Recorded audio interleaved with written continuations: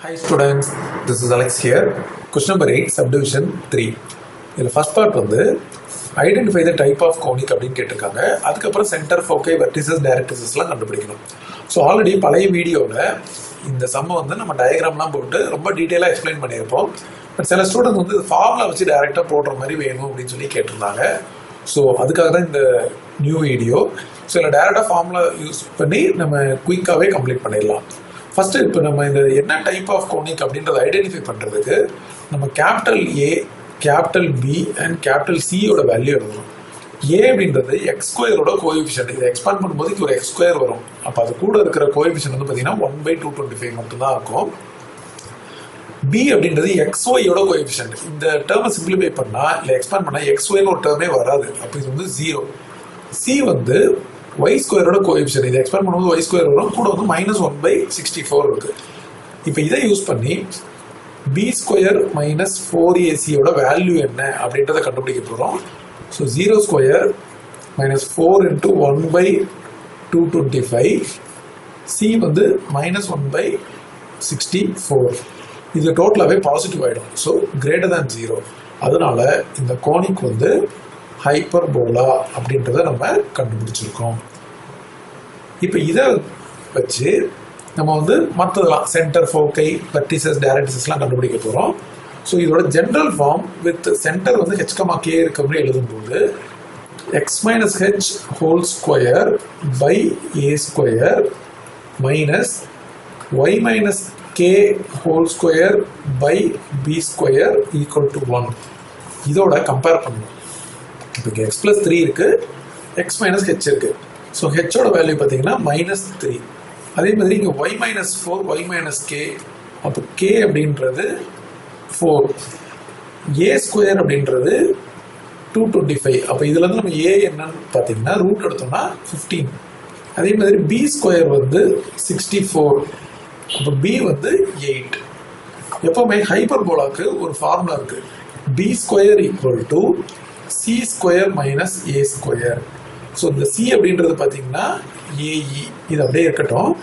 So இங்கே நம்ம b square வந்து 64 அப்படின்றதைய a ஸ்கொயர் 225 சப்ஸ்டிட்யூட் பண்ணால் இது அந்த பக்கம் போயிடும் இல்லையா? ஸோ c ஸ்கொயர் வந்து 225 + 64. ஸோ 289 வரும். அப்போ இதில் வந்து c வந்து 17 அப்படின்றத நம்ம கண்டுபிடிச்சிடலாம். அதுக்கப்புறம் இதை இந்த ஃபார்முலாவில் சப்ஸ்டிட்யூட் பண்ணோம்னு வச்சுக்கோங்க. c வந்து 17, a வந்து 15, e. அப்போ e வந்து 17/15 அப்படின்ற வேல்யூவும் கிடைக்குது. இதெல்லாம் தெரிஞ்சதுன்னா இவங்க கேட்ட இந்த சென்டர், ஃபோக்கை இதெல்லாம் நம்ம டைரெக்டாக கடற்கடன்னு போட்டுடலாம். ஸோ ஃபஸ்ட்டு நம்ம சென்டர் எடுத்துக்க போகிறோம். ஸோ இந்த மெத்தட் யூஸ் பண்ணோம் அப்படின்னா ஃபார்முலா வந்து நல்லா ஸ்ட்ராங்காக இருக்கணும். ஸோ சென்டர் வந்து h,k. அப்போ பாருங்கள், h வந்து -3 அண்ட் k வந்து 4. ஸோ இது சென்டர். அடுத்து என்ன கேட்டிருந்தாங்க? ஃபோக்கை. ஸோ ஃபோக்கையோட ஃபார்முலா யூஸ்வலாக நமக்கு வந்து இது எக்ஸ் ஆக்சிஸில் c,0 -c,0 வரும். பட் ஹெச்சும் கேவும் அது கூட சேர்த்துக்கணும். So h + c, k. அதாவது c,0 ஹெச்சும் கேவும் நம்ம ஆட் பண்ணியிருக்கோம். அண்ட் இன்னொன்று வந்து -c,0 அதோட ஹெச்சும் கேவும் ஆட் பண்ணால் h - c, k அப்படின்னு வரும். ஸோ இப்போ பார்த்தீங்கன்னா இது சப்ஸ்டிடியூஷன் பண்ண போகிறோம். So h -3 + 17, 4 and -3 -17, 4. ஸோ இதை நம்ம இப்போ சிம்பிளிஃபை பண்ணோம்னு வச்சுக்கோங்க. 14, 4 இது ஒரு வேல்யூ அண்ட் இன்னொரு வேல்யூ -20, 4.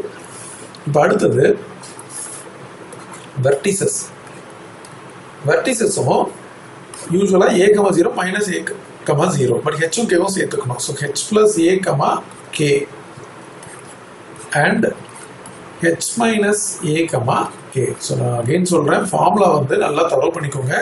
அதுக்கப்புறம் இதில் எதுவுமே இல்லை, டைரெக்டாக சப்ஸ்டிடியூஷன். So -3 + 15, 4 and -3 -15, 4.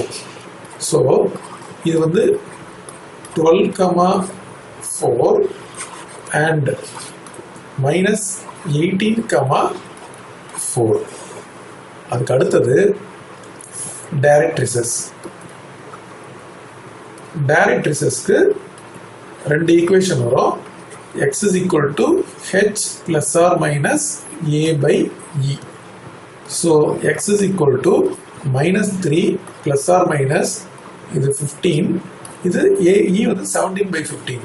ஸோ இங்கே போட்டிருக்கோம் ஈயோட வேல்யூ 17 by 15. இப்போ இந்த 15 வந்து அப்படியே மேலே வந்தோம் இல்லையா? அப்போ என்ன ஆகும் பாருங்க, x is equal to minus 3 plus or minus 225 by 17. இது LCM எடுத்தோம்னா LCM வந்து 17, இது 17 into 3 51 plus or minus 225. இது ரெண்டு பார்ட்டாக பிரிக்கணும். minus 51 plus 225 by 17 and x is equal to minus 51 minus 225 by 17. இப்போ நம்ம ஃபர்ஸ்ட் பார்ட் வந்து 225ல இருந்து 51 சப்ட்ராக்ஷன் பண்ணணும். இது 4 ஆகும், 12ல 5 போச்சுன்னா 7, மீதி 1. So 174 by 17 x equal to and x equal to இது ரெண்டும் ஆட் பண்ணி மைனஸ் சைன் போடணும். மைனஸ் போட்டாச்சு. ஸோ 276 இங்கே நான் ஆட் பண்ணி காட்டுறேன். 225ஓட 51, so 672 minus 276 by 17. So formula நம்ம ஸ்ட்ராங்காக இருந்தோம்னா கடகடான்னு சப்ஸ்டிடியூஷன் பண்ணனாவே எல்லா வேல்யூ ஈஸியாக நமக்கு கிடைச்சிடும்.